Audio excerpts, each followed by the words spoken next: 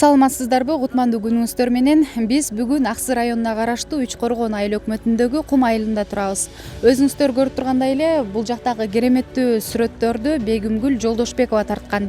Ал болгону 20 жашта, бирок жаш экенине карабай бир канча эмгектерди жараткан.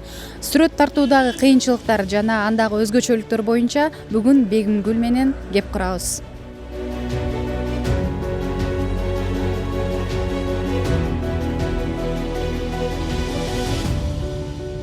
Бегимгүл Жолдошбекова 20 жашта, учурда Тургунбай Садыков атындагы Көркөм сүрөт академиясынын 2-курсунун студенти. Ал кичинесинен бери эле сүрөт өнөрүнө кызыгат. Анын калемине таандык сүрөттөр мектептин дубал гезиттеринен түшчү эмес. Бегимгүл жараткан эмгектердин сап башында Чыңгыз Айтматовдун жип менен тартылган сүрөтүн көрүүгө болот. Сүрөтчү портреттерди баштаарда алгач эле оюна Чыңгыз Айтматовдун келгенин айтат. Аны улай эле Исхак Разаковдун, Татты Бүбү Турсунбаеванын сүрөтүн түшүргөн. Негизинен жаш убагымдан баштап эле сүрөт тартам. Көптөгөн конкурстарга катышып, буга чейин эле ошо мектеп убагында эле баягы дубал гезиттердин баарысын мен моюнда алчу. Ошондон уламбы же кийинки тармагымдагы, ошо тандай турган тармагымдагы сүрөт тармагына болуп калды. Азыр интернет аябай өнүгүп атпайбы? Анан ошо стринг-арт сыяктуу сүрөттүн ошо ар түрдүү формаларын көрүп калдым. Анан ошону өзүмдө колдонгум келди. Ошо көзүм жетип ошону аткаргым келди. Анан ошо ата-энемдин колдоосу менен ошол планшеттерди жасап берип атам. Анан ошондон улам ошо стринг-артты баштадым. Ошол атам дагы кээде жардам берет. Мына мыктарды какканда бир аз баягы кыз кишиге оор экен да. Ошо мыктарды какканда атам бир аз жардам тийди. Анан ошо ороп, чырмап, бул өзүнүн мындай кыйынчылыгы бар десем болот. Мык менен жип ошо колду жээлип ушундай болот.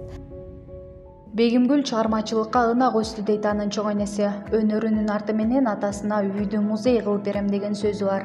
Сүрөтчү үйүнүн короосун түрдүү персонаж менен кооздогон. Сүрөт кафель менен тартылган.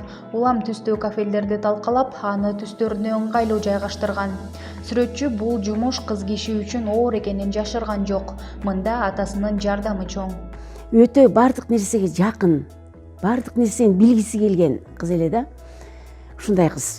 Бардык нерсеге мындай кызыгуу менен мамиле кылат. Бардык кандай гана нерсе болбосун, мейли гүл болобу, мейли дарак болобу, эшиктин алдында өсүп турган, мейли үйдүн ичинде буюмдар болобу, чоң эне ушуну кандай кылып жасадыңыз, ушул кандай кылса болот ушул деп ушинтип кызыгат да. Мунун өзүндө бир табигый жөндөм, табигый кызыкчылык бар да. Ошол ар бир предметке кандай гана көрүнүш болобу, бир окуя болобу, бир буюм болобу, ошонун түбүнө жетип, ошого кызыгып, ошону аныктап, ошону ушундай кылган бир өзгөчөлүгү бар эле.